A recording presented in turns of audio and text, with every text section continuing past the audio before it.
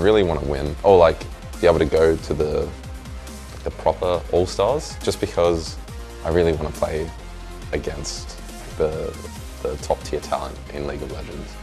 So I'm going to have fun, but I also really want to win. So yeah. Welcome back. Our next matchup of the day comes to us all the way from the Pacific. Japan versus Oceania. Now, guys, looking at these rosters, a lot I've learned from you, of course, as an OCE expert. But this is basically just the Chiefs. We basically just brought the Chiefs to the as far as All-Star voting's gone, you have to be pretty happy as an Oceanic fan with where this has actually gone. 2014 Chiefs, one of the most dominant Oceanic sides that we've ever seen in our history, is now suddenly here on the Oceanic stage. Of course, a couple of caveats being that Carbon has never played for the Chiefs. In fact, he's their mortal enemy. And of course, these players, it's not actually all current Chiefs members. Of course, we have ones from Tainted Minds, from Direwolves. We're representing more than that, but all former Chief players. And of course, yes, their mortal enemy in the jungle. Interesting dynamic. Mithy, for you, playing with a team like this, playing as you will be coming up with an all-star teams, if you have any kind of heat or tension with these guys, how does that affect your performance? It doesn't really affect my performance personally. I mean, maybe if you have a problem with the AD I'm playing with, which is like more close by, I don't think I would have a problem if I would be playing with like a top laner that I have issues with or something like along those lines. Well, of course, speaking of the AD, it is Radier, famous Oceanic player, also currently not an Oceanic player. Has taken a step back from competitive. Yeah. So Raider is now a lawyer. He is out of the business of playing League of Legends. He's the man who has the best posture in the history of League of Legends. You may even see him as it goes past him soon. And yeah, definitely no longer playing League of Legends. So interesting that he has been voted in. Of course, that fan support means the world, as we saw. Similar story with Evan in the previous game, although Evan has been playing at Diligent.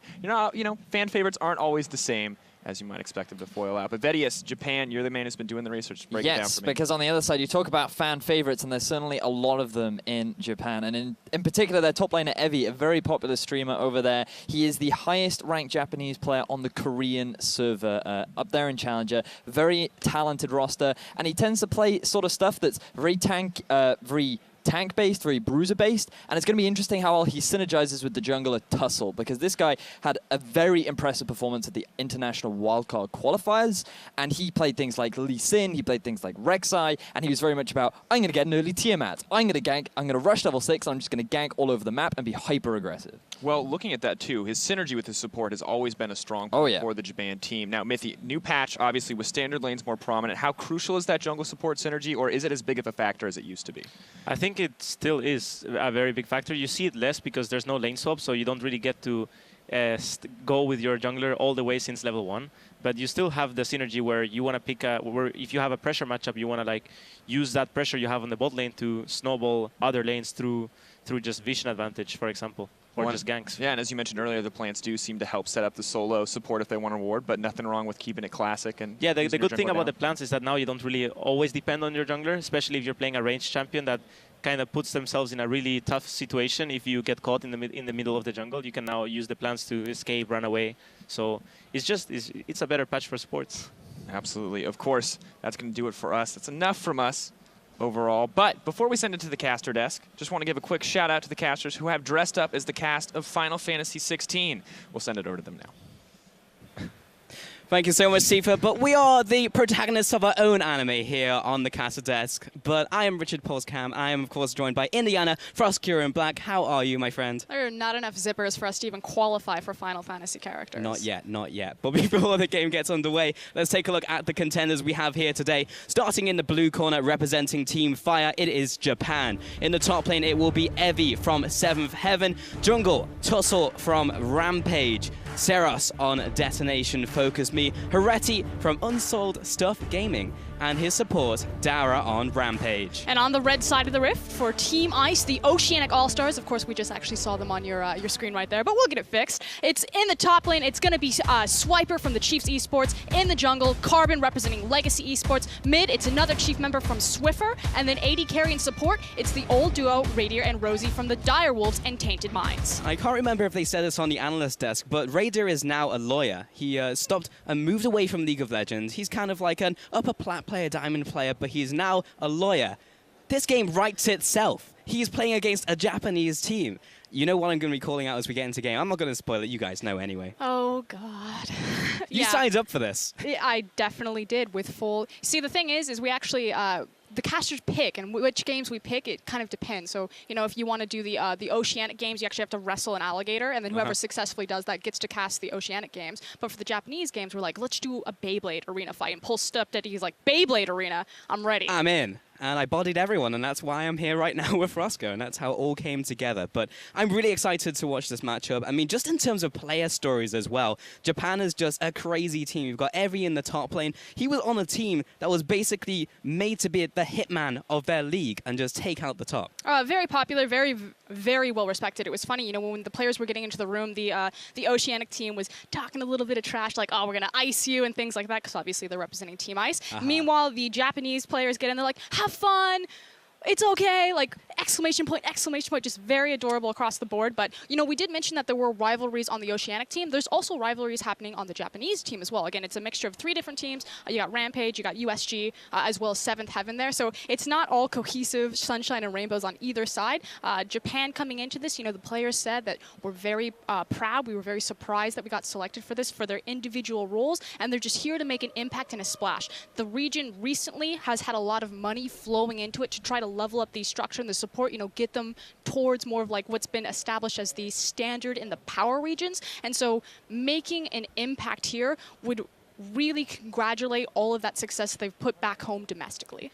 I mean, they haven't had like the best performances, of course, when you've looked at previous IWC tournaments. But when you look at the lineup, talking about money being injected into them, we'll get onto that topic later. But we do have those Korean imports, of course, Tussle and Dara. So keep an eye out for them. But we are into Champion Select here. Japan taking on Oceania.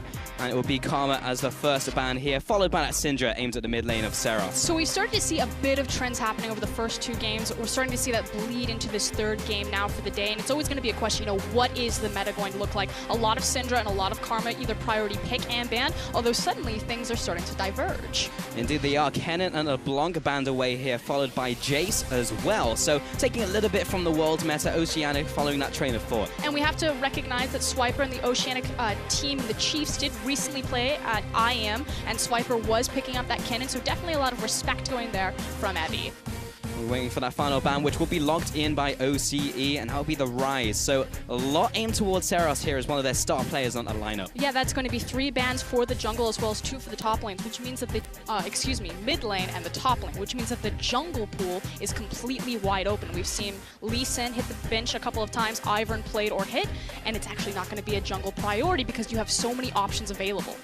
And from what we've seen earlier today, we know that mini-meta is starting to evolve. We're seeing Courage of the Colossus, of course, be a massive factor as we're getting into this tournament so far. Can definitely take over a game. I know Frosky patting me on the shoulder because it's triggering me a little bit. I'm like, oh boy, we get to see assassins and crazy stuff, and no, 4 times every game. No, I see backstage, Pulse, you were saying, you know, I really always wanted to cast an Alawi game. And I was like, you should have come to the OPL because Swiper is a huge Alawi player. I don't know if he's going to connect on it and lock it in, but it's definitely a pocket pick for him. Oh, I'm looking forward to it, but what has been locked in for certain is the Japanese lineup locking in the Ashe for the ADC. So giving Hereti what he wants to start with this one off. Yeah, and you know, we saw priority from Jhin last match when the Ashe was available, so it still kind of goes back, but we're still seeing more of the utility carries be the focus for this tournament, although Vayne was targeted out a bit in the ban, so kind of curious. Again, Hereti, one of the more newer members on this lineup. He's kind of here by proxy. He wasn't initially the first choice, so again, very happy, very honored to represent his region here. We have that response now from OCE, Warby, Bod, and Lee Sin picked up there for Carboss himself. So I was talking to Carbon the other day, and he was saying that for Oceania so far in scrims, that Lee Sin is going to be their go-to, so no surprise to see him prioritize that very early in their first game. It's really about the gank power. So again, the jungle timers were changed 100 to 150 seconds, which means you have much wider windows to actually be proactive in those gank paths. And being one of the best ganking champions alongside Elise is that Lee Sin. There was a part of me that was fearing maybe a Nunu lock-in from Carboni, but because Nunu, of course, can't proc off Courage of the Colossus, down a little in priority, even though I know that he likes to go to that champion to make people suffer. Olaf and Nautilus being locked in here as well. Nautilus we saw earlier in the day, just strong at the moment with that mastery. Yeah, just Courage of the Colossus all day. The fact that he's able to get that off with his auto attack is pretty ridiculous since there's so much CC riddled throughout his kit. I'm liking to see Olaf kind of return back. The thing is, he was slowed down a little bit. One of his big things is he has great dueling potential and he jungles very quickly. Obviously, again, with the jungle timers being changed around, he loses a bit of priority there, but we'll see what Tussle can do with him. Bit of a change up from OCE. Poppy, nothing to write home about, but the Vayne now coming in, and we have been seeing from people and hearing whispers of the hyper carries in the ADC role really coming back into priority. All I've learned from Raydir, because he's been playing League of Legends again for maybe 2-3 weeks now, I was like, what do you think of the new patch? He's like, Vayne is fun. So there we go, putting his money where his mouth is. Hasn't played for like months, is now a lawyer. He's like, most mechanically intensive 80 carry, get me in there. Look, man, I just need to pick up 1 kill so I can say my line. That's all I need. And there's the lock-in of Vel'Koz coming in there for the Japanese lineup. I know if Alawi was locked in, we'd have a very different cast here, but Vel'Koz suits the bill as well here, Frosk. That was too easy. No, so Saros is known as an innovator in Japan. He said that he had some sneaky picks. In fact, Japan was alluding before this tournament that they had some sneaky strategies. They have a very interesting and unique meta, so no surprise to kind of see Saros go a little bit on the unbeaten path, although we have seen a Vel'Koz recently again at that IAM.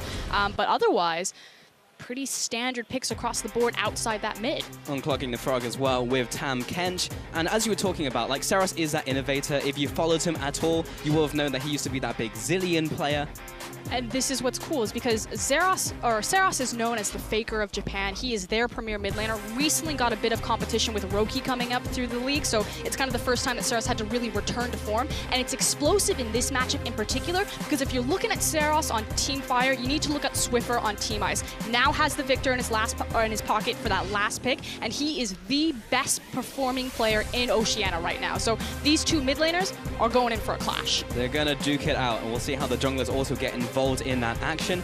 But the last pickup was Victor coming into the mid lane, so Victor versus Vel'Koz. Not something I was expecting to see in this tournament, but there we have it. I mean, that's pretty much just going to be wave clearing back and back, but again, it's the impact that these two players can make for their team, especially when we get to these big 5v5s. They have the potential to turn games around, and they've both stepped up and shown that they are the best performing players in their regions. All right, Frost, well, we have the full lineups now, so we can actually see the full composition. So where are these teams looking to hit home outside of the laning phase? I mean, obviously, we've got a Vayne sitting on Oceania. You have to give respect to that. Courage of the Colossus is running crazy right now. Vayne doesn't really care about any of these shields. She's going to go for the true damage. She's going to shred you down. On the other side, I think it's all about kind of that tricky Vel'Koz. You know, what are you going to be able to execute, speaking of true damage? Yeah, taking them out with that geometry, but we'll see how that one works out. We need you guys to tag in at home as well. Use the hashtag JPNWin or the hashtag OCEWin. Tweet that one to @LOLEsports. We'll be checking in on what you think about these lineups, the team, and how this game will go. I'm certainly very excited to see how this one all pans and turns out. Very interesting players, very interesting stories, and a great matchup as well. It's always a joy to see Japan versus Oceania. I'm not going to call it a rivalry, but there's been multiple international events where Japan has kind of been the thorn in Oceania's side, just kind of cutting them down at the very last step before international glory. So if they can do it again today, we'll be getting into game very soon. Ladies and gentlemen, you can see all of the players on your screen getting ready to hit the Rift here for our third game of the day. And we are now into game Fire and Ice, going toe-to-toe once again with Japan against Oceania. We were one Super Galaxy Rumble skin away from a Pacific Rim. I'm really disappointed. We were close, Frosk, but we'll have to see if, of course, the jungle and mid lane synergy is drift compatible as we get into game here. And we'll be finding out over the first couple minutes. So what's unique to me in the jungle changes is how the level 1 vision game has changed. So we saw at Worlds it kind of changed from deep vision to scouting vision, because it was more about prioritizing your vision to secure your lane matchups, making sure that you got control of the incoming creep wave as opposed to finding the enemy jungler's start path. It's kind of now reverted back to deep vision, or at least collective 5, just because most junglers are starting their buffs. Now, Team Ice do have an advantage here, and that they know for sure that Olaf's going to be starting his blue buff, because that's what Olaf needs. He's very dependent on the blue to do his jungle quickly. In response, Carbon is making the choice to also start the same side of the map. It's fairly common to start the top side of the map, but he did have the opportunity that he could have mixed it up, that he could have created windows where the junglers would be on opposite sides to open up different ganking paths. It's so very interesting now as well, with all the camps changing, the time is changing even, like bot lane can't even get involved in taking those camps or taking that level 1 or even helping the jungler. It's all about getting to that lane first in those long lanes. And this definitely does mean that Bard becomes stronger, just because, as Krepo likes to say, he's one of the strongest champions level 1 due to his meeps. And the longer that you're at level 1, the more punishing Bard can be. We'll see if Courage of the Colossus, as well as that Ignite on Nautilus, can compensate for it. Because again, we haven't even mentioned, Kench went to the top lane.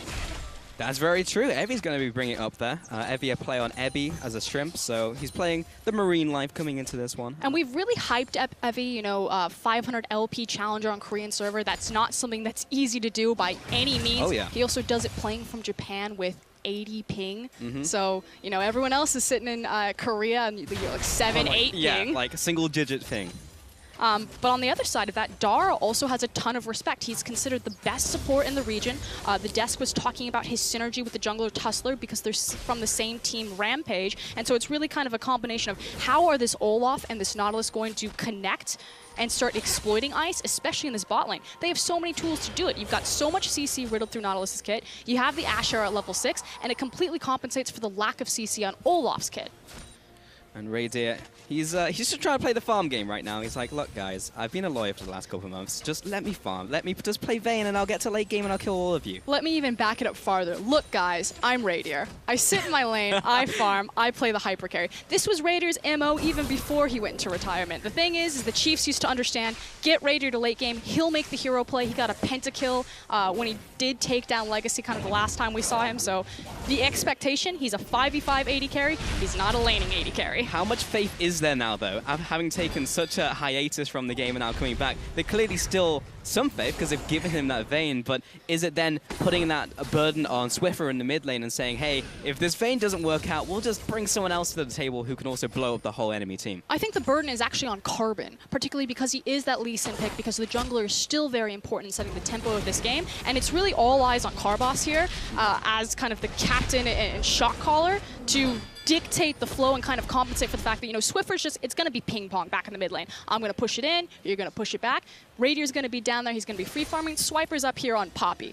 All eyes are on this Lee Sin if the Chiefs want to get something going early. We'll see if that is the case. And Swiffer, he's got that early blue buff actually coming in from Carbradoodle, so he's actually given that one over to his Victor in the mid lane. You just change it up as a nickname every time. Cardoodle, yeah. Carboss, Don't worry, Carbon. I've got a zillion of them, but we have Olaf coming into the top lane. Tussle looking for some blood. Swiper, he's going to use them to jump back to his tower, so he's not going to be in bad shape at all. Of course, very difficult to gank a Poppy from directly behind. And frankly, that's a big win for OCE across the board. The fact that you did burn the Ghost on the Olaf and didn't exchange any of your summoners because you did use that charge to reposition yourself back to safety. See what Tussle does with it, and if he will have that cooldown depending on how quickly he gets to level 6. Because obviously Ragnarok is really dependent on Ghost, and if it's delayed, although he is level 4, so he might have a big enough window on it, it could also delay that power spike even further. Yeah. Great thing about Ghost, pretty short cooldown compared to the rest of the mobility spells. And Swiffer is just dodging out the geometry being thrown at him from Saras, but there is Carbon coming into the mid lane, looking to put some hurt on to Vel'Koz, but Saras will back off to his tower. Just be shoved in a little bit, fairly even, as that laser comes in and evens up the playing field. Yep, and another Ghost down, and with the pressure in mid lane, Carbon then immediately transfers pressure into the jungle, laying down Deep Vision and teaming up with Rosie. And this is the next player that I want to highlight.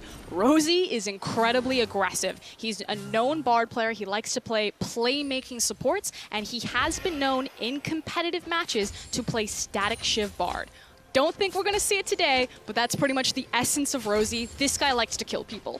Pretty sure he builds a rapid fire cannon as well, and that's another staple of his, and which I think is fantastic. That is very rude, actually, but which is fantastic, because One Punch Bard, for you guys who at home maybe don't know, you just go all on hit. You walk around, you hit someone once, you do a lot of damage. You may not kill them, but it's fun, and Rosie loves that. So hopefully we'll see him. Hopefully we'll see him do that this game, because he has started off with the Spell Feast Edge, which is part of the core build. I know a lot of cheese for us, Kieran. I can tell. Me and Spawn have that in common. Get out of here, creeps. That is unfortunate. Just wanted to punt Evie away from the minions. Try and deny a couple there, but he's got his dancing shoes on. Tam Kench ready in the top lane. No, but Carbon is actually hanging around the area. So again, the Chiefs made a big effort to place a lot of vision over the bottom side of the jungle. That vision has now lifted, which is why Seras has actually snuck in here. Now, he will appear in the river because there is a fairly shallow ice ward, and hook doesn't connect, which means that this play now fizzles out. I was very interested in just the plants as well, and also how that affects top laners, because we've spoken a bunch about like the revealing power, and as well as the blast cones or the popcorn, as Atlas put it, but how the top laners will really aggress over those. And because this isn't like a super volatile matchup, then controlling the plant doesn't matter that much. But in an aggressive matchup where you can just push out the wave, there's no jungler presence, and you can really make an impact. So a topic for another time when we have a matchup that will really get involved. I was going to say, speaking of volatile, what Swiffer is doing with Fog of War and kind of taunting Seras on the top side of the map is fairly volatile, as Ice or Oceania are now kind of looking to contest this blue buff. Although, here we go. Life form disintegration! Oh! He'll fall over. That's first blood going to Seras. Okay, so Seras is not playing that game. Swiffer was a little bit cheeky, playing with the Fog of War, just kind of baiting him. You know we want this blue buff. Seras sits in the mid lane, pushes the way forward, forces Swiffer to come back and respond, and then just goes toe-to-toe with the solo kill. We said that this was going to be explosive. Then we saw the control mages come in. I was like, you know, maybe we'll back up a lot, pop the brakes, but Seras is like, no. No, he gave him the tentacles there for sure, Frosk, and now he's in a pretty good shape. We'll pick up this blue buff most likely, and then head on back to base, pick up a couple items, put Swiffer further behind. 8 minutes into the game, now with that first blood. In terms of actual gold, has not really made a big divide between the two teams. There's a slight CS advantage in the top lane. With that Poppy there. But Seras is actually going to stick around and carry on clearing. No, the most important thing and the big thing on the map right now is Swiffer not having his flash. The fact that Seras made that look easy, didn't have to expend any of his summoners, just really lasered down Swiffer, that can be punished again. So now it's about how will Seras control the creep wave, try to pull Swiffer out from hiding, and try to continue to punish that. So, taking another look, this is really just this laser reaching across the entire lane. Managed to hit every single one of his abilities and just blows him up. He was like pretty much full health as well. Like you go against a Vel'Koz, like maybe his like kill pressure is like 50, 60%. Nope, you're at 90%. And he took you Vel'Koz out. is pretty excellent at, you know, shredding through teams despite whatever their tanky makeup will be. So, you know, Japan obviously recognizing the strength of the possible Courage of the Colossus compositions and having this pocket pick available. True damage, we got true damage. Nice vein. But Dara happy to clear out this ward in the bottom lane, had that control ward ready to go. And Carbos will give over this blue as well to Swiffer. What becomes scary right now is that bot lane is now level 6, so you have Swiffer, who's in an incredibly dangerous situation not having a summoner mid. Although, as I say that, now we're looking top. Yeah, wet noodle fight for the most part. He was close. He tried to get him under the tower. It is. There we go. He's We've not got done. Another stack. No, he's still going. Slap him. And that's going to force the knockback in from Swiper. So, did get the ultimate out there just by being a douchebag. This does just emphasize, though, kind of the disgusting situation that the Chiefs find themselves in. The mid lane right now is pretty much done until Swiffer gets his flashback. He's in a very precarious situation. It's going to force Carbon to hang around to babysit, hold his hand, which means that no one is there to help bottom lane like this. Man, that... Oh, the CC chain is brutal. Rosie's going to give himself a Zhonya's, looks for the lockdown, but Tuttle's having none of it. There's the Ragnarok. Tuttle will bite the dust, and Raydir, he's trying to get out of there. Carbos coming down along with Swiffer, looking to reinforce the front lines. Already goes down, and Swiper still trying to get involved in this fight, but Evie is the one under attack. Here comes Seras, lasers down Lee Sin, and that will be resulting in a 2-for-2. We're maybe looking for more. Darius setting up the kill onto Swiffer. Goodbye. That's the double kill for the Vel'Koz in the mid lane. And finally, everyone gets involved, and they're able to exploit the small advantages that they had created in the other lane. So great idea from Japan. The execution could have been cleaned up a little bit in terms of their target selection, especially with the limited CC that they had, but overall a victory for them. We're going to see it once more here, Frosk. So this is what I was saying. The fact that Carbon has to respond to the mid lane means that Fire know that they have this opportunity. Lee Sin has to babysit Victor. We have all of the ultimates on the bottom lane. Let's exploit them. So I love the initial decision making here. And then again, it's just kind of the CC, how far that they chase, and the fact that they didn't instantaneously blow someone up with their big important cooldowns. I really would have liked Swiper to come in maybe a fraction of a second earlier, because the bot ultimate goes on top of himself, and he's just like, I want to buy some time for Poppy to come in, but by then it was too late. Tentacle Monster comes in from the mid lane, and Dara just sets up a nice last kill into Swiffer. If he dodges that, Radier dies, so took a bullet for the main man, and double kill over to Vel'Koz there. So 3-0-0. Got the Morellan on Macon, a Dragon as well. They're running mid. Hold on, Saros. How is he going to do? Carbon. Doesn't have flash, so he can't go in to try to insec him off the tower. Flash, yeah. Tussle getting caught out by Swiper. That's going to force the Ragnarok. And Resonating Strike will not connect onto Olaf as he backs away. But I almost called them the Chiefs. The Oceanic squad not slowing down. Immediately get back onto the field, secure that Dragon, and that's 2 attempted ganks right now, and now a scuffle in top. Well, this is going to be another long one, but from previous indifferences, we've seen the Tam Kench get ahead, and Lee Sin was looking to get involved there, but everyone backs away. Okay, everything should calm now. Tussle now needs to take back control. Preferably clear out his jungle because he's got a lot of Oceanic vision behind him. So he should be spotted out by Swiffer. You would assume so. It's also why Radier and Rosie are playing so defensively right now. So this is actually important. Positioning. So you notice how Rosie and Radier are sitting behind the tower. It's because they're against the Nautilus. Obviously, unlike the Blitzcrank and the Thresh, who can throw the hook and go through the turret, Nautilus's hook will connect with the structure. So anytime you're facing a Nautilus, just cower behind that. It'll protect you so he can't look for the easy dive because he is tanky enough to do it. Words of wisdom also against Graves as well, because he just literally can't hit you. Here comes Carbos into the mid lane once again. Oh, he missed it. Yeah, Saros will get away with his life. Does go down to half, though, because that's the Warrior enchant from Carbon, so he's in pretty good shape when it comes to damage. And Tussle and Dara will tag team the Crab. He'll be going down, and Carbos will use this opportunity to take away the blue buff as Swiper comes down as well to assist him. Evie, he wants a piece of this pie, but I don't think he's getting in range with limited assistance from his mid lane and jungler. Give him a lick. Tastes just like Poppy. Japan have put all of their eggs kind of in this bottom side basket. So in response of losing their blue buff, they're actually going to attempt a dive here or at least get pressure on the tower, possibly look for first brick. Here comes the arrow. Right through the goal. Rosie, pretty happy with that result. We say the wickets in Australia. The wickets? All right, got you. I'm gonna have to adapt to that one. Oh, just misses the wall. If that had connected... Or anyone behind him. There was a good sidestep at the end there. Saros getting kicked back to safety. Will he's sticking down. Nah, he's good. He's good. Oh, the creeps. Changed aggro to the tower. Again, Carbon not having his flash, so just trying to brute force the damage with the red buff. Still going to send him back to base. Tussle wants to do the same thing. Flash, hook from Dara. CC chain. Tussle takes out his counterpart. Oh, hold on, not over yet. He's staying around. He pops the ultimate. He's forcing the Nautilus back, but he's playing with some fire. But there we go. There's the Rampage members, Dara and Tussle together again, and you can see that clear communication. The fact that the Ragnarok comes down, Dara's like, I got you, immediately flashes to set him up for the kill. Very impressive stuff. 5-2 in total here. Fire taking the reins on this game so far against Ice. Just 2,000 gold ahead. But of course, Ice did get that, that speedy dragon, the Cloud Dragon, of course. And they will just be playing out the rest of this game here.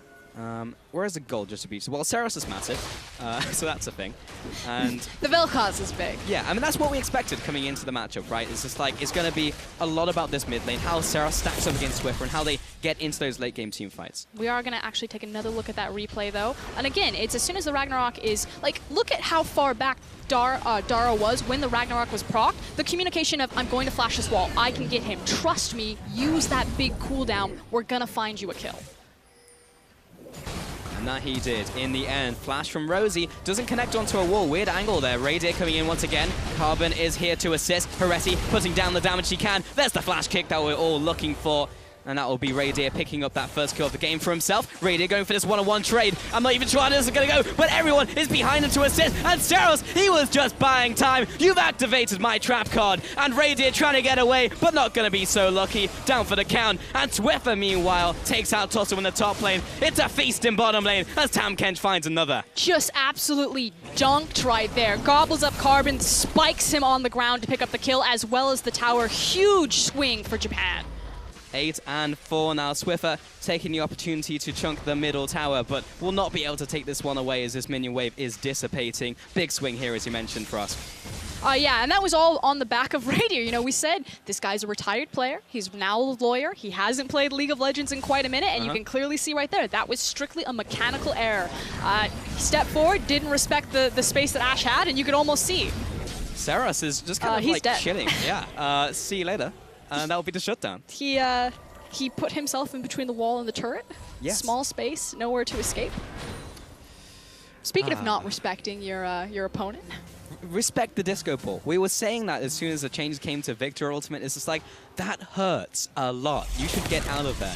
Unfortunately, it did not respect, but that will be a kill back over to the mid laner. And we'll see this bottom lane tussle once again. I mean, all eyes really need to be on Radier. Carbon plays this immaculately to set it up, especially with the flash kick right about here. And Right again, you about can start here. the animation, and in the middle of the animation, you can apply your flash, put yourself on the other side, and change the trajectory. This right here. This is, am I escaping, guys? Miscommunication, not knowing your limits, not keeping track of the mid laner. This is classic Radier. And Bard pays for it with his life, and as does Radier himself. And Tussle was just being run down up there. This is my favorite moment, though. Up. Learn your place. It's on Get the in. ground. On the floor. And Japan really putting it to OCE right now. Here comes the next dragon. It will be Infernal. This is Carbon's actually in place to take this with Radier. very risky, however. The Ash Arrow is back up. If I'm Japan, I'm pulling the trigger on this. I'm taking this fight 100%. Well, Tussle's being chunked out. Here comes Instantly the pulling arrow. trigger. There's a hook onto Radier. He's shut down. Carbon takes out Saros off to the side. There's the Bard ultimate. Tussle falling down after Carbon. He finds one. He's onto Swiffer. Doesn't connect the Q. Meanwhile, Rosie being chased down by Dara and Heretti. Trying to get out of range. The Sunfire will finish him off. And Swiper looking for another kill onto Dara. This has turned into a fiesta. It's all tanks. And now Swiffer coming in. He wants something, but there's He's only so tanks. scared. Oh, there's the hook. He's managed to dodge it. You can go back in. The hook's down. The Q's coming out from Rosie. He's trying to do everything he can, but he's just a Bard. And Dara, he's good to go. Okay, that 100% should have been Japan's fight, but they made one crucial error, and it was Saros' positioning in the mid lane. Stuck between a rock and a hard place and just got obliterated. Plus the fact that Evie didn't have his teleport or the Tahm Kench ultimate, but it was just about to come up. So Japan, all they needed to do was be patient. They could have then met the 5v5. Unfortunately, Poppy's teleport came in earlier, and they put themselves at a disadvantaged situation when that was their fight to win. All right, I'm trying to figure out what's going on right now as the Tahm Kench is flanking. He's There's dead. the knockup and diagnosis. Swiffer dead. Yeah. Time of death, 80 minutes, 52 seconds. That is what happened. There we go, contesting Raptors. Get out of there, Carbon. He's got the ward top. He's good. But now the mid lane push is coming in for Fire. They have the minion wave also there and the entire lineup. There's the hook onto Carbon. Just needs to hide behind the tower, and he's dead before he can get back to his team. Safeguard was down, and as is Carbon. Mid tower will be soon to follow, and the siege will continue. The problem is that without their Victor, they have no wave clear. You look at Vayne, she's just got an Infinity Edge in the bank. There's no way that they can safely approach this tower, especially with the reach and oppression of Vel'Koz on it. So this is going to be two structures for free, simply because Swiffer was caught overextended. 2 towers. Another swing here for Team Fire and the Japanese lineup. And they're just going to stroll through the enemy jungle over to the Infernal Dragon, which was not even picked up. So yet another win. And here's the crosswords for Oceania. They can decide, we fight this here because Swiffer has just come off of base. They haven't bought yet and spent the gold of this tower. Or A Riptide will slow down OCE in their tracks. Dara may be the sacrificial Nautilus, but he's going to burn his flash, so he's good. Or the decision would have been to go to the lanes, consolidate the farm, and hang on. Now Oceania are in a very precarious situation. There's just been a ton of gold as well as the Infernal Drink stacked onto Team Fire. They will get a consolation turret. But for now, again, Japan in full control. They can start setting up their vision control around the Baron. And we're going to look at this mid lane fight that really set off the big swing for Japan. Check out where Saros is. So Tussle gets pushed off. And then Saros is just going to get collapsed on and deleted right between Carbon and Swiffer. The teleport comes in, Swiper here. It's now a big numbers disadvantage in favor of Team Ice. And Tahm Kench, if you look at your map, he's now just wandering into the mid lane. If Japan had just been patient by 15 seconds, waiting for that Tahm Kench ult to come up so they know that they could have contested for a 5v5 and attacking from the same side. Again, they had the gold lead. They had the pressure lead because the tower was down bottom. They connected beautiful arrows. All of that CC, they just didn't execute it well. But let's emphasize this, though. From that last fight, it was really just like Swiffer being the rock and Carbon's hard plays, just like instantly taking down Seros. The two rivals. The two rivals, and Teaming up. we know that like Seros was going to be a big cornerstone of this matchup, along with Swiffer. And the start, it was just like, got the 1v1 kill, really good place. He's 6-2-4, he's still in a good place. But when you have so much of that goal just going down the toilet in team fights, that's when problems start to arise. But the problem is that Swiffer then immediately overextended and gave the game right back to Japan by taking those two structures and now looking to get more. So the problem is, yes, Seros made a mistake, but I don't think he's going to make that same mistake twice. Yeah, and it's not now causing the raid wipe, right? Like he's not exactly. Yeah. He's good, guys. Top lane gonna go down to the 3-man gank squad from Fire. Be another turret going over to them. 4-2-1 currently, 22 minutes into this game. Heretti clearing out that ward real quick, and Raydir, he's left to farm all by his lonesome, which is his natural habitat. Raydir loves that stuff. Tussle will clear away the rest of the ward from the Baron pit. And Carbon, he's just going to check it with a quick resonating strike over the wall. This is also something that gives a higher priority to Lee Sin, simply because of how the vision game has changed. So now you see the control wards going down on Baron. Again, they deactivate wards that or sight wards that they see. Correct. As well as allowing you to see them. So they're incredibly oppressive for Baron, which I think puts Purple side in a very precarious situation, because if you actually look at the shape of the map, going into the Baron pit from Purple side, you have to walk through two tiny choke points. And they have a Vel'Koz, and they have an Ashe, and they have a Nautilus. Losing control over that pit, especially for how important that buff is going to be the absolute end of Team Ice. But because Lee Sin has the ability to scout the Baron pit still with his Q, it's like that one shred of hope. Well, I believe in Carbon. I have faith. He can be the shining hope, the shining light of this lineup. He is 1-5-3 currently, unfortunately. However, if he steals that Baron, he will be the hero that we need and deserve. Here comes the TP into top lane. There's a Ice TP setting up for a play. The return TP. Here comes Kench. But the Kench is coming in. Dara, he's going to lock down Swiper already. He's under attack, but Tam Kench going to gobble him up. Rosie putting some damage down. Carbon, he's going deep. Raydir coming in as well. He's putting down the damage. He's untouched. Dara and Evie only now turning onto the Vayne. Swiffer coming in for the party. But Evie, he's got the shields. He's ready to go. And Tussle, he has arrived through the Bard portal. Oh, there's Poppy going down. And Rosie also going to be sliced and diced by the angry Viking who was coming after him. Victor, I'm not sure he can get away, especially with Tam Kench closing in with the noose. Dara going to be locking up with all this disgusting CC. That went from bad to worse, and that will be the ace for Japan. But I don't think that they can translate it into anything other than resetting their waves. They're not going to immediately go to a Baron. They probably won't be able to push down a structure, although we'll see how much damage Tussle can do to it. Well, he is half health, so that is theoretically more damage. Yeah, so they're actually just gonna reset the wave, making sure that it pushes in, touches the tower, and will bounce back. Now it's about resetting your position, and again, moving in to control these big monster objectives like the Baron pit. Carbon, he's on the hunt. He's found Olaf. I'm not sure this is a trade he wants, actually. Did he find Olaf, or did Olaf find him? We're about to find out, Frost. Goal! Does he do it? Carbon, come on. Be a man! What? Really? I've seen Carbon go on way more riskier dives, such as the dive they went in top lane. And he didn't go in on Tussle. He had the execute damage. That was montage material waiting to happen. Split second. Yeah. The pressure. I mean, he had 3 seconds to execute, Frost. Like, he had many seconds, many milliseconds. Meanwhile, What's happening here, then? Well, there's the flash. There's the Q. There's the combo. this was the solo kill that we missed while the dive was happening. Okay, so now I get to talk about this dive, and I'm actually...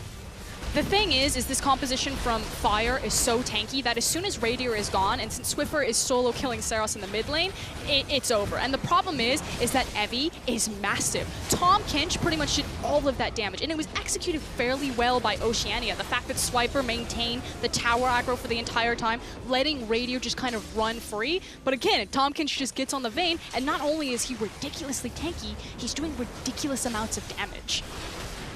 I like the fact that... And then he chases, like, Evie superstar that fight. Okay, I didn't like that fight, but... What? Hello? That was gorgeous. No, like, everyone being chased down, that was fine. But Ice, going for that dive from the top lane, pulling the trigger, great. But then as soon as Olaf arrived, they stayed in too long and just got run over. There was an attempt there by Fire to try and go for the Baron, but they were... There's no thankfully reverse stopped. on this crocodile. Like, it only goes forward. Did you know that a crocodile can run forward at, like, 60 miles an hour? Really? No. Oh. I was going to say, they didn't seem like... Jumps up to fast 25 feet. animals. Do you know any facts about crocodiles, or are you just the troll facts? They only run in straight lines. If a crocodile ever chases you, you're supposed to zigzag. Okay. But then you're pathing back into its, like, Not zone of zigzag vision, towards right? it. Okay. So as soon as it turns. So who's the crocodile in this analogy? Is it Fire? It's definitely Kench. Okay. And there he goes. He's got Bard. All right. All right, Bard. I'm going to need some zigzags coming out here. This is perfect. All right, Evie. He's going in a straight line. There's the zig. Can he make the zag happen? Yes, he does. Magical journey. Okay. It's now the Baron setup. Thank God they have the Cloud Dragon, so that way they can escape the crocodile if it does run at them. Covering that. But right now, what Oceania are trying to do is they're trying to force Japan out of the Baron pit so they can go in and contest the vision, which is why they're shoving down mid. Ooh. That's some dirty wave clear coming in from Fire. Pretty much all dispensed by Vel'Koz. Yeah, the communication here was a little bit unclear. They were deciding if they wanted... Oh, hold on. Trying to pull the trigger, but both those triggers miss. And Dara wants out now. That's big, though, because, again, that's kind of a breather. That's a hiatus from all of the pressure that Japan are putting down. Although, now it's do or die time. Again, Oceania runs mid. They're like, they're on the Baron. We need to get them back mid lane. Quick, push it, push it, push it. And Evie's call is like, look, guys, let's just commit on the Baron. They've gone mid lane, but this is going to open up into a fight. Oh, Carbon uses his face as a face checker. They need to get out of here, and they need to retain their health bars. Radier, not sure if he's subscribing to that right now. He's trying to dodge away. Rosie, take one for the team! Oh, that was a little too close for comfort, but they both take the Stargates for safety. Swiffer, he's still trying to hang around. They don't want to just get this over for free, and Swiper's in the bottom lane, so actually the longer that Fire do not take this Baron, the better shape he's in. Swiper, he's coming up to try and help. So again, they need to retain their health bars because they can't steal this, but they have to contest it. Here comes the team fight. Seros coming in, Evie. All right, dodge the Crocodile. Swiper, he's made it past the Croc. He's going to knock away Nautilus. Evie being chased down. Tussle, he's going to take it. And Ice do not commit enough. Do they have the tools that it takes to get out alive? Well, Swiffer, he's going to put in the damage onto Seros. It's not going to be enough. Evie, he's still alive. Swiper, no swiping currently. He's moving on to Dara. And he is still alive. He's finally going to go down. Exchange for Swiper himself. A 1-for-1 trade. Swiffer, also low. Tussle. Oh, no. He's putting in the auto attacks. Here comes the TP. This is going to be an angry Tahm Kench. He backs away. Tussle, he's down. A kill over to Victor. He's gone. Where has he reappeared? He's off to the side. He's off to the flank. He's gunning for Ice. Lands the lick onto Rosie. There's too many juicy targets for him to go for. Heretti, he backs away. Best case scenario for Ice right there, but overall, again, Japan still full in control of this game. They secure the Baron, they get the tower, and they're rubbing salt in the wound, frankly. Seros, a gorgeous flash. I don't know if you saw, but Swiper came in for the relentless charge on the wall. Seros immediately flashes it and then turns around, almost kills Swiffer on the exit. Okay, let's see that one again. Carbon, hook to the face. Yeah, so Carbon's dead here. The important thing is, again, that the Oceanic team is able to preserve their health bars because they know that our only option now is that we just need to poke them off or try to fight them off the Baron. We can no longer steal it. So, good play from Rosie. So now we speed it up. The problem is that Radier is stalled out. He's actually hit by the knock-up from Vel'Koz as he approaches again. And it was a really good managing of the Baron, the fact that Tussle is strong enough to take it by himself, and they use Evie to zone him off. That flash right there. Absolutely beautiful. And Dara was the only one to pay with his life, and even then it was close. And Heretti was full health at the end. Come on, Heretti, step it up. But he was positioning. Like, he zones off all of Oceania, allows Tussle to secure the Baron, then he backs, teleports in, and starts the rest of the cleanup crew for Team Fire. Definitely all over the place, but what I can say for certain is... all over in the right places. Yes, and Tussle's ultimate is down, as is Abyss of Voyage. Carbon, he does have that one ward left, so Evie's not going to be able to get him right now. And he's going to recall on that bush. Meanwhile... Is this going to be a base race? Fire you can't base race a Baron. No. No, you cannot. And we've got the recalls coming through thick and fast. But they are not empowered. Which means that's going to be one free turret. See if Japan can translate this into even more. Again, they have so many dive potentials and tools left. They have the Nautilus ultimate as well as the arrow. So this is very capable, very tanky team. This was very easy CC to land here. Here comes the push onto the tower. the chip damage. There's very little they can do. Radier takes a chunk of damage from Seros. That is starting to burn. Evie, he's walking up. He's being the front line they need. Again, the ultimate used there by Dara to zone away. The arrow blocked there by Carbon. Ultimate comes down onto Seros. This is the opportunity that Swiper may use.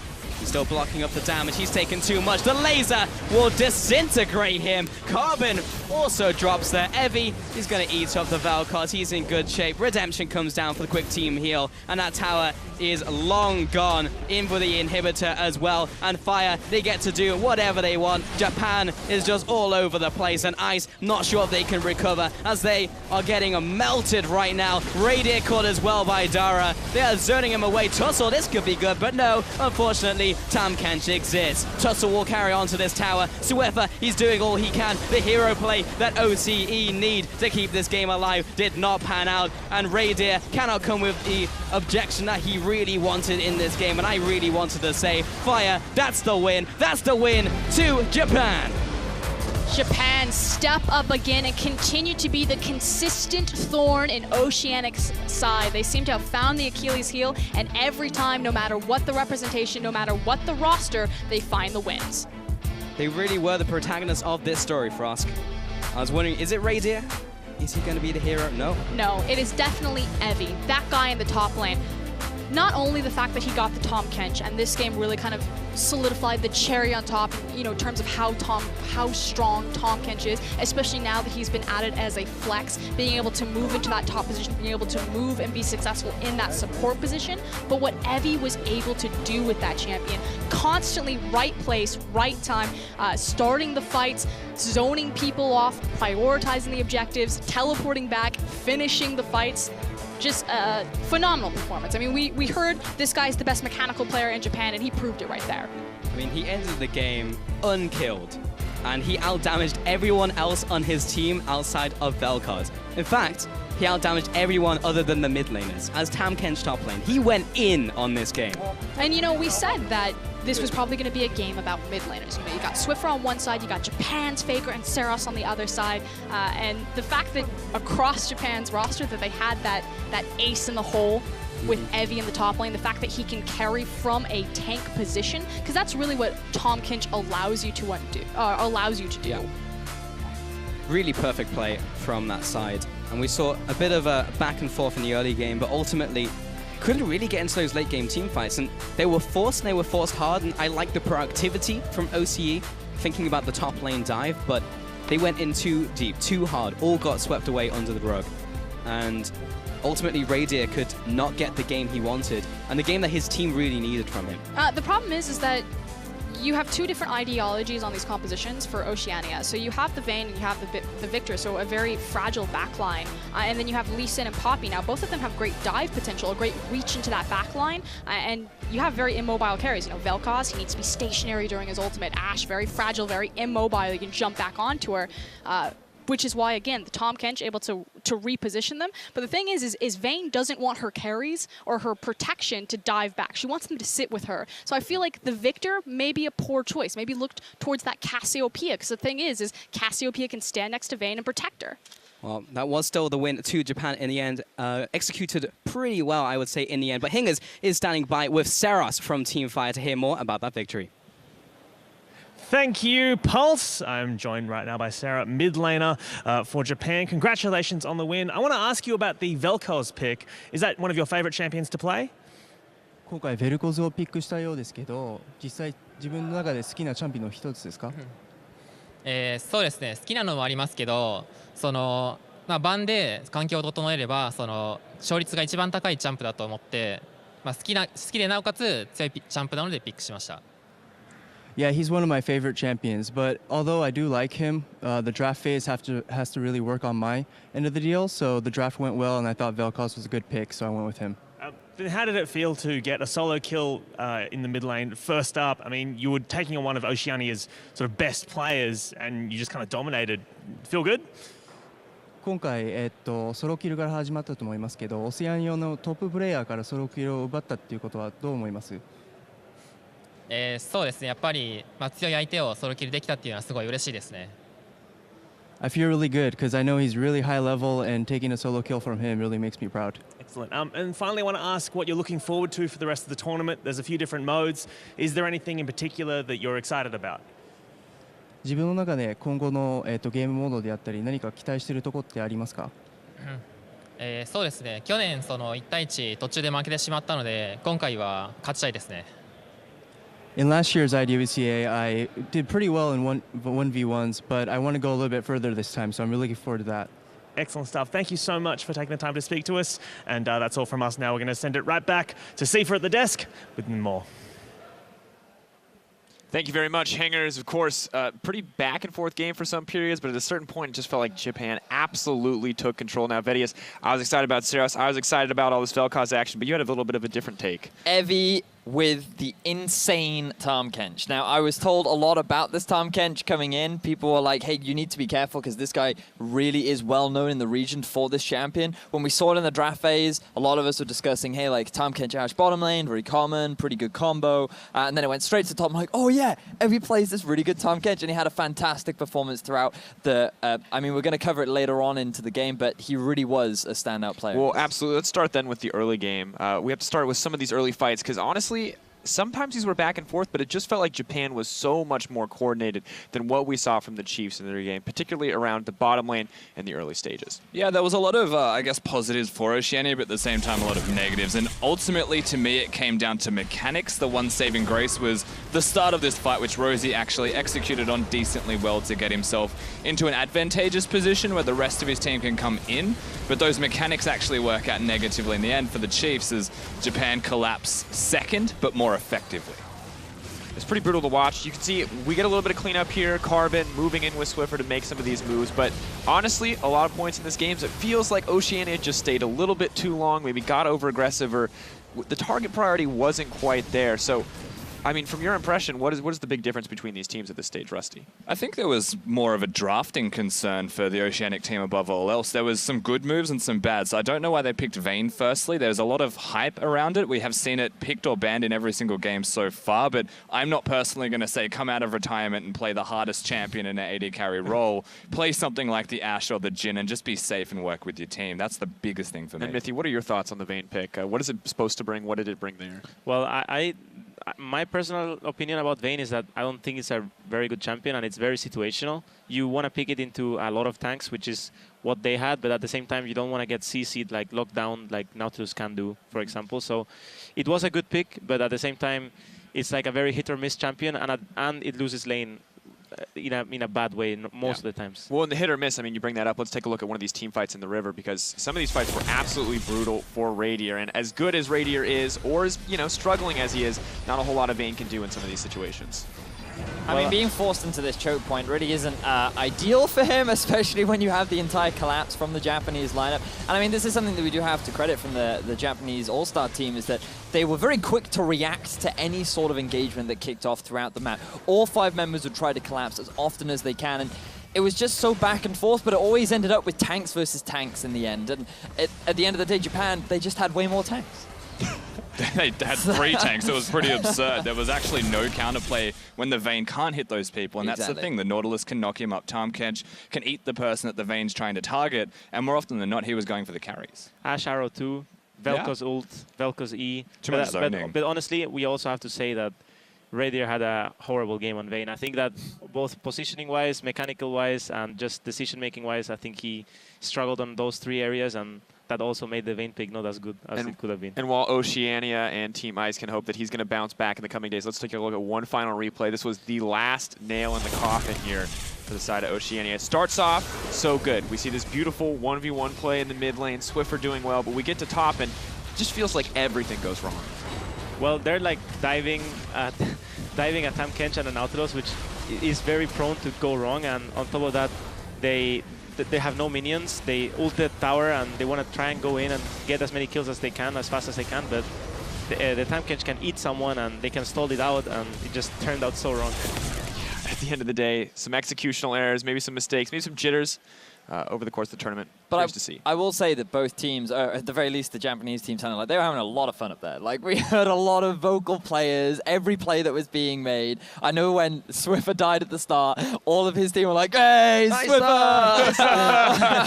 So it definitely sounds like that everyone's enjoying themselves. That's good, at least. And, of course, Team Fire now leading up 2-1, building out a lead. We'll have to see if they can keep that positivity as we get further into the days. But it's time for us to take a break. And I know you're expecting another, oh no, please. Another pun, but I'm done making an ash of myself. Coming up, it's Latin America South, taking on Southeast Asian Vietnamese All Stars. Don't go anywhere.